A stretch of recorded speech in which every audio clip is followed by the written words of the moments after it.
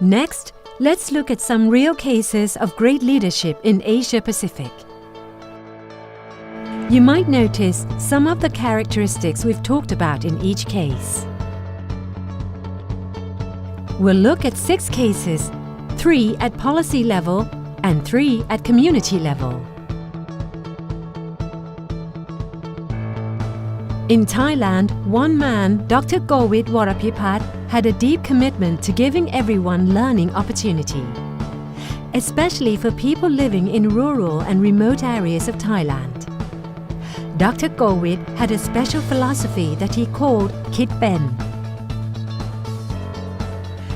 Kit Ben means the ability to think and emphasize the link between thinking and learning. He imagined a world where everyone could use knowledge and thought to guide their practice. Acting on his vision, he helped build many places for learning, such as in the eastern region of Thailand.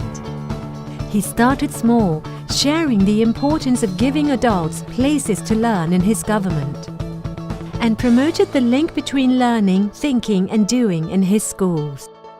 Dr. Govit helped establish what we know today as the Department of Non-Formal Education in Thailand. Another leader, Dr. Kunying Kasama Warawan Na Ayutthaya, built on this legacy. By sustaining commitment for non-formal education in Thailand, following its inclusion in the National Education Act, and developing programs which were dialogue and action-oriented, such as Thailand's functional literacy program with UNESCO. She has always said it is her team's and Thailand's achievements rather than her own. Thailand's examples are a great illustration of the link between vision and action and how lifelong learning plays a role. Moving to Indonesia, during the 70s, where many in remote areas were not able to read and write, one man wanted to make a change, believing that everyone had the right to literacy.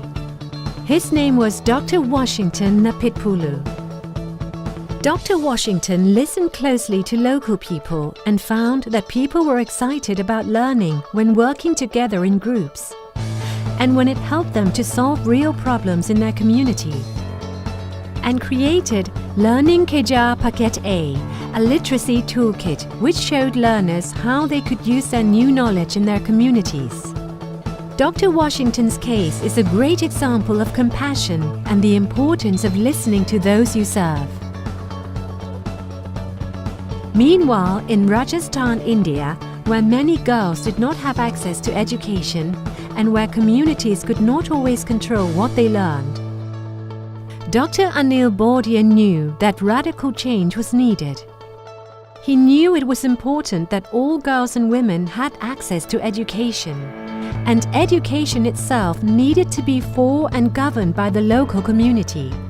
He started small, trying to improve education opportunities for girls and giving local communities a voice.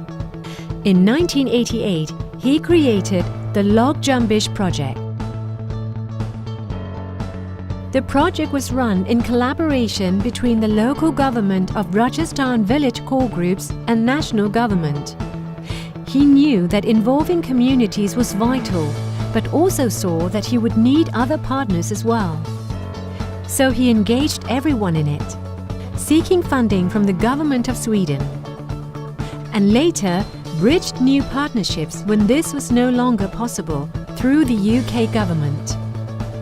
Dr. Anil's case is a great example of how collaboration plays a vital role in effective leadership. Next, let's look at the 3 cases at community level.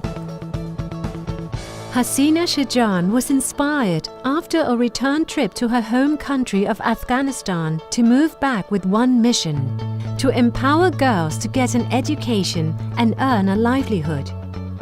Hasina began small, working on the ground to support women's education, founding a small non-profit called Aid Afghanistan for Education, but also wanted to make support sustainable. So she founded Bhumi, a for-profit textile company, as a funding source, which also creates jobs for women. She also works with government and a range of other partners to help align her programs with the formal system and expand it to cover 26 provinces and 12,500 learners by 2020. Hasina is a great case of how leaders are problem solvers and make small changes to bring their vision into reality. Moving to the Thai-Myanmar border.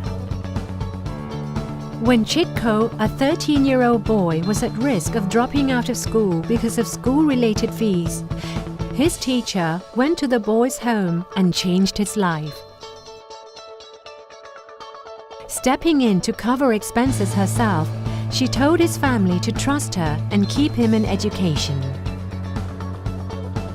In 2016, Chitko received the top score in the non-formal primary education examination in Kayin State and is now studying in middle school. Sometimes, one leader's courageous action can change the course of a life. Samatchai Phunpong's humble beginnings spurred him to make a difference for the most vulnerable children in Thailand. After Samatchai converted an abandoned building near the border to a learning center for stateless children, he stepped up to drive his vision forward on his own, as a leader will always do when no one else can. Driving his small truck 30 kilometers every day to pick them up for school. A clear illustration that when no one else can, a leader will take it upon themselves to make the change.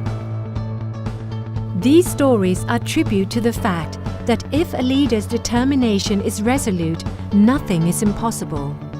We can all be change makers, and the good news is, you can start now.